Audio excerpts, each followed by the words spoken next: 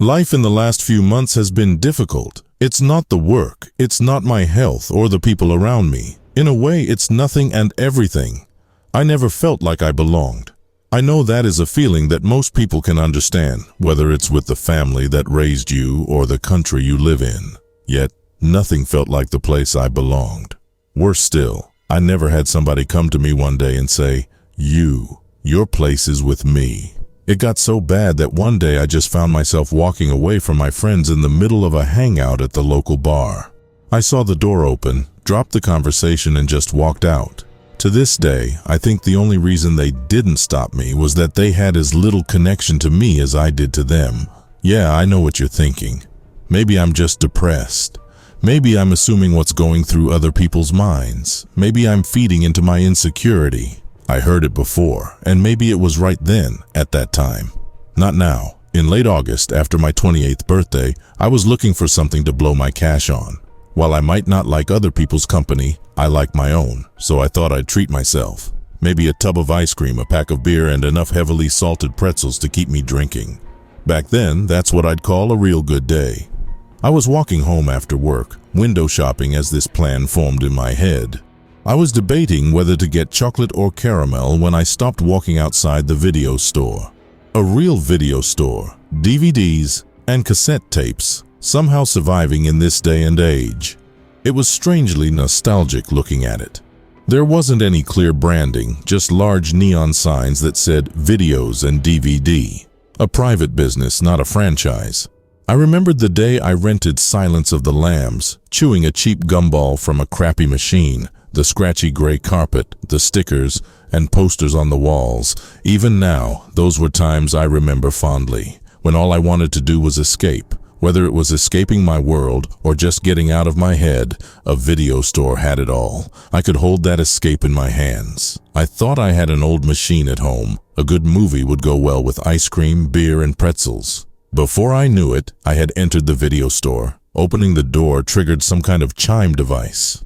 However, instead of a pleasant bell sound or robotic beep boop, the scary movie What's Up played through a cheap toy speaker. It was terrible and awesome at the same time. I didn't know whether to cringe or smile. I could see the owner behind the counter, staring at a TV set, his back to me. Long hair, glasses. He looked old, late 50s, wearing childish clothes. Like an LA skateboarder who bought one set of clothes in the 90s and has not worn anything new since.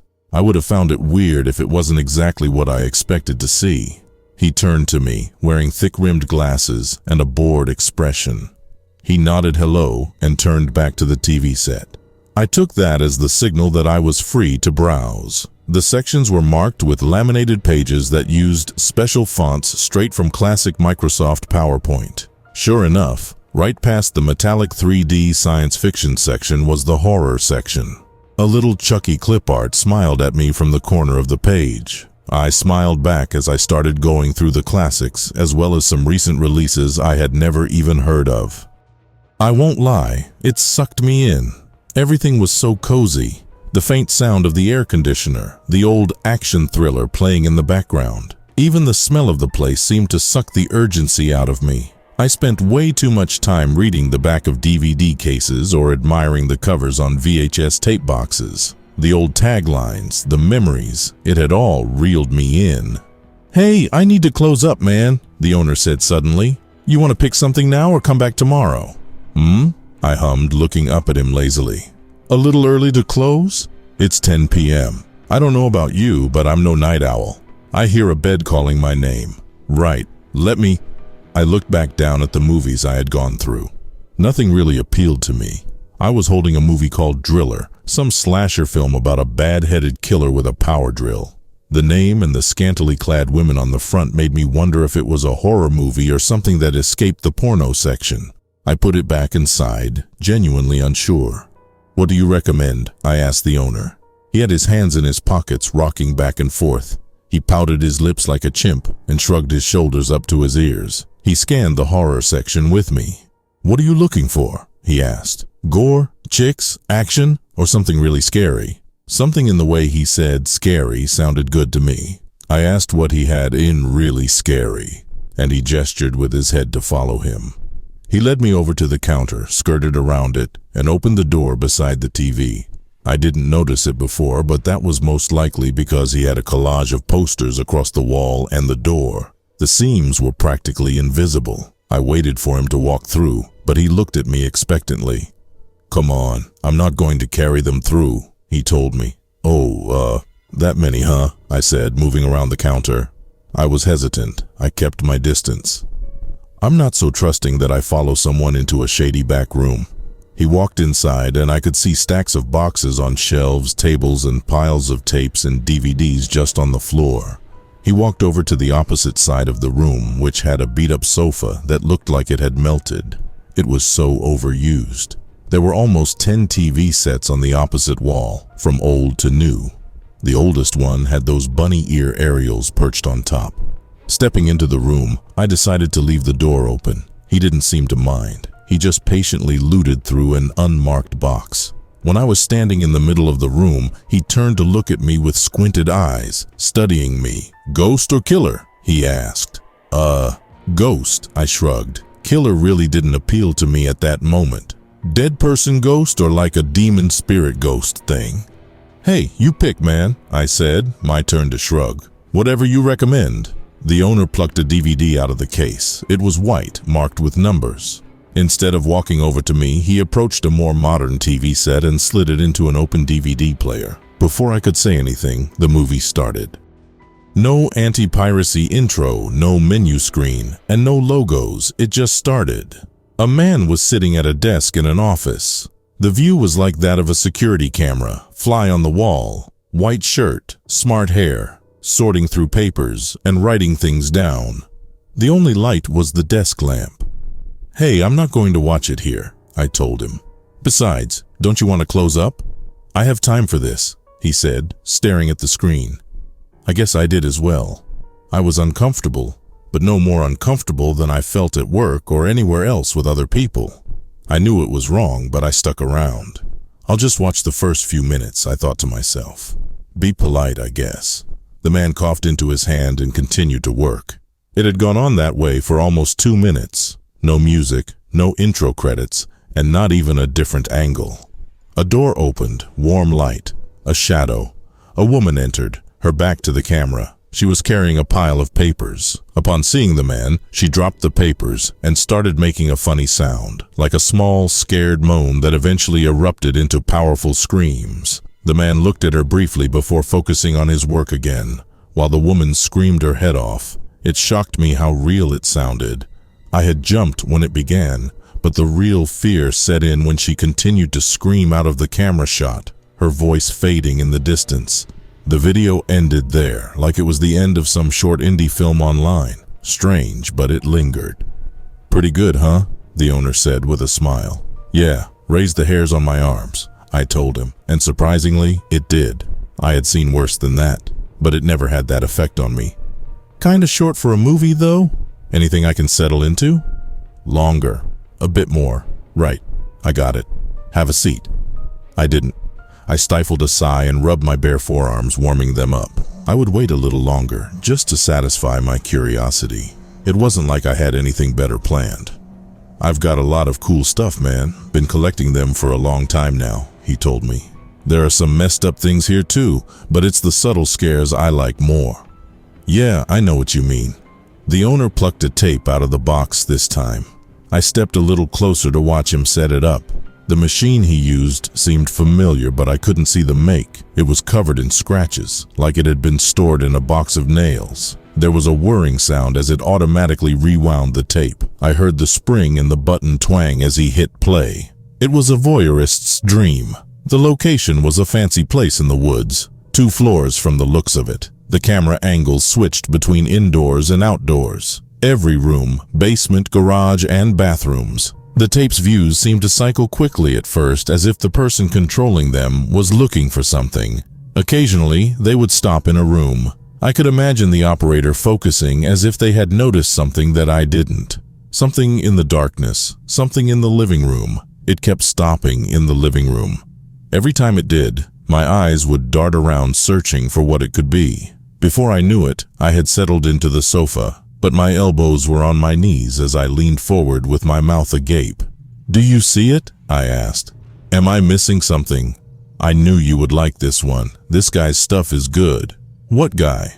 "Don't know his name." The camera stopped outside the house, facing the driveway. A car was coming in. Its lights were off. It was a dark shape in the moonlight, slipping into the shadows of the trees, and briefly stopping outside the garage while it opened. I could see two people in the front seats. The woman in the passenger seat had her arms crossed, and the man held onto the steering wheel firmly, arms locked. The camera view followed them inside the garage, then switched as they walked into the hallway. It was a couple. The two looked at each other for a moment. The man looked the woman up and down, admiring her. She was in a fancy black dress, showing a lot of her legs. He smiled and she lowered her head, touching the side of her face, feeling the heat rise to her cheeks. Both of them were nervous. It was so close, so real. It was then I couldn't believe it was staged, real footage of real people. It felt wrong, but I didn't look away as they stepped towards each other. The tape cut off after that, close to 30 minutes after it started. Without a word, the owner sat up and placed the next tape in after the first. The machine prepared the tape, and we were dead silent as it did. The room was dark, the only light being the blue screen of the TV set. I don't know where he turned the lights off. Same house, sometime later.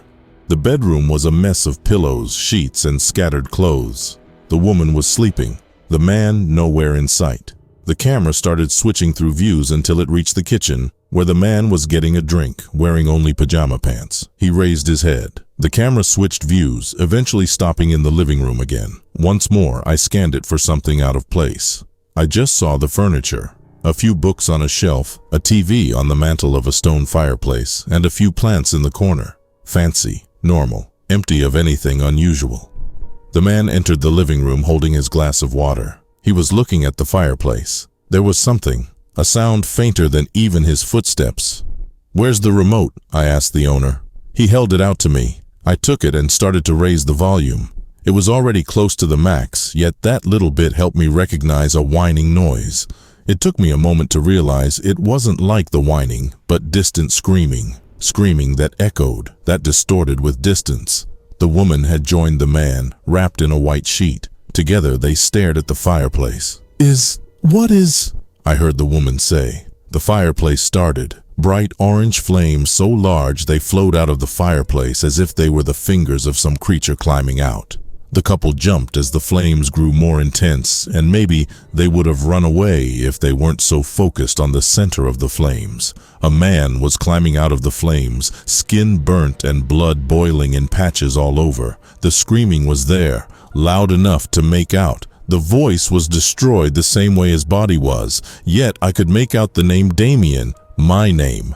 I couldn't make out the burnt man's face, but he didn't seem to be staring at the couple in front of him. Instead, he looked up at the camera, straight at me. Damien, come home!" the man screamed. It felt like all the pain, the constant suffering he was enduring was my fault, that if I did his bidding he would be free. The couple continued to stare, quiet and unmoving, as if they didn't see what I was seeing. The tape ended. "Ah, that one is always so short, I forgot," the owner said, rushing over to the box. "The third is here somewhere." Darkness. I remember flashes of the TVs, then the door, then the outside, almost getting hit by cars. My body had acted on instinct. Nothing stopped me. I heard nobody call for me. I had run so fast without interruption that my mind barely registered the journey home. I remember being terrified of the walls in my home, the way the shadows within shadows seemed to dance like flames, curling tendrils that whipped and melted into each other. While the effect has faded, the memory is burned into my mind. That feeling of not belonging has reached its peak. Even my house no longer feels like home. It feels like I'm sleeping in a stranger's bed. The sleeping made more difficult by the white shape of those burning flames burned into my eyes. Every time I close my eyelids, I see that curling shape, pushing back the darkness. Maybe I missed something. Maybe I did something, or the video store owner did something that screwed with my memory. I even wonder if I stuck around to see the next tape or not. My mind feels that both are equally true and refuses to recall what happened. It's been months, and some effects still linger. I might have them for the rest of my life. The only thing I can say to you now is, don't watch the tapes in the video store Backroom.